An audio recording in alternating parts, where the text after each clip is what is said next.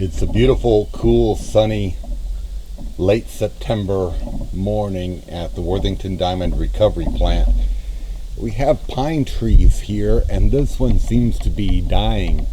There may be bugs in it because the woodpeckers are cleaning the bark off of it and throwing the bark all over the ground here where I'm trying to run a diamond recovery plant, and I've got all kinds of chunks of bark coming off of the tree, and I hear a woodpecker up there right now, but I don't really see him. He'll peck from time to time, but he's being quiet now while I've got the camera going. But we're here at the oversized discharge. So all of the rocks go in just the way we dig them out of the mine, and they tumble around in the trommel scrubber, and sometimes they break down. A lot of them do break down, and they fall through the grate of this rotating drum. But anything that's too big goes down this ramp and ends up in this oversized pile. And now I'm gonna kind of collect some of that from the oversize and put it in buckets and run it back through again. I want to show you this one rock though. This has not gone through the scrubber yet. When I was digging, this was just in the pile. It's pretty well intact, and it's just a beautiful specimen of olivine lamprite breccia. You put water on it so you can see it better, but there are angular clasts of clay in this, and there's sandstone in it as well. Look, see this large clast? That is Trinity clay.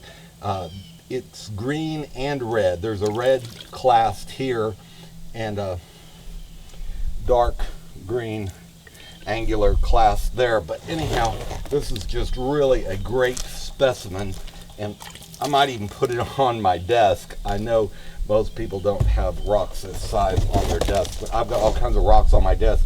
I thought, why not have a nice piece of lamprite breccia from our diamond mine right on my desk next to the computer. So anyway, it breaks up a little bit, but it's really a prime example of lamprite breccia, and that's what you want with a large angular clasp in it, not a fine grain tough. You want a breccia. So anyway, and these are just other pieces that were laying around, and I can't help, I love rocks and I stop and pick them up.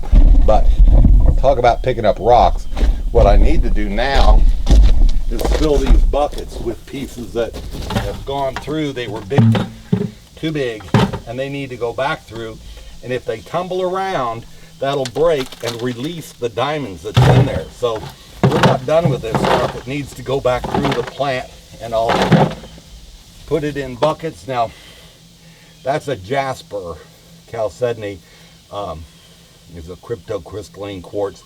That will not have diamond in it. That is sedimentary, so we don't need that to go back through the plant.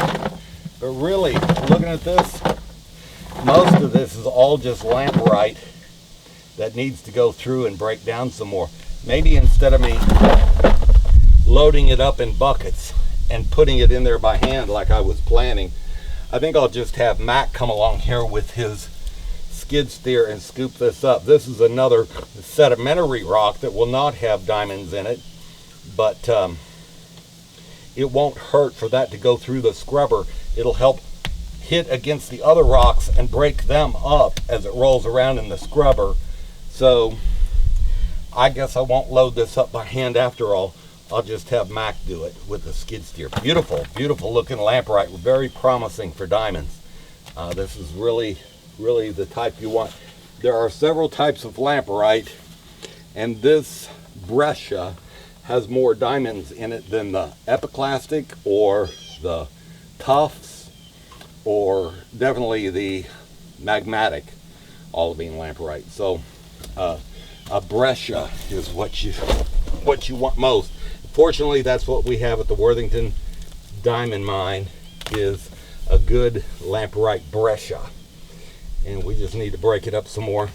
This still has a chance of producing diamonds, so we'll run it back through and get it to break down some more. So that's what's going on here. I just kind of want to point that out. So anyway, new plan. I won't pick it all up by hand. We'll let the machine pick it up and feed it back in.